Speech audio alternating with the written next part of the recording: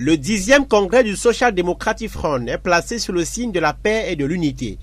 Deux concepts qui rappellent les tensions internes qui fragmentent le SDF et qui se sont aggravées ces 10 dernières années.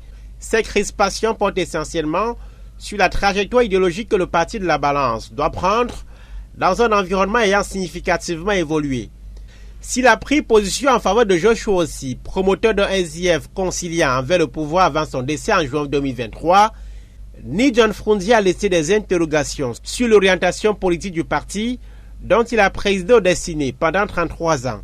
La signature en solitaire par Joshua Ossi d'une correspondance de député RDPC adressée au Parlement américain sur la crise anglophone début 2021, les félicitations du candidat du SDF adressées à celui du parti au pouvoir après la présidentielle de 2018 ont renforcé la controverse sur les rapports jugés incestueux avec le régime.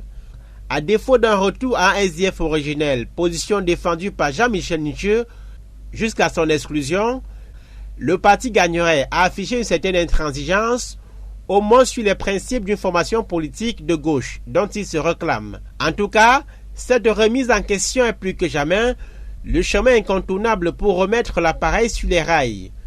3% à l'élection présidentielle de 2018, 5 députés tout juste désormais à l'Assemblée nationale, 3 mairies sur l'ensemble du territoire national, le SDF ne s'est jamais aussi mal porté au plan électoral. Et ce n'est pas la crise dans les régions du nord-ouest et du sud-ouest qui expliquera tout de cette dégringolade. L'environnement politique national est marqué par une concurrence nettement plus marquée, notamment dans l'opposition. Les implantations du MRC et du PCRN ont conquis une bonne part d'espace autrefois échu au SDF. Si on ne prend pas conscience de ces défis, ce sera l'enterrement du parti, commente un membre du bureau exécutif national.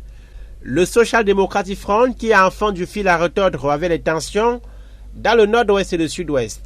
Le conflit a déstabilisé la base arrière du parti, né à Bamenda en mai 90. Il ne détient plus qu'une seule commune dans les deux régions anglophones, désignée comme son fief. C'est une lapalissade de dire que la résolution de cette crise devrait redevenir un objectif des plus prioritaires pour la formation politique. Quoi qu'il en soit, c'est la crédibilité du SDF qui se joue autour de son 10e congrès à Yaoundé.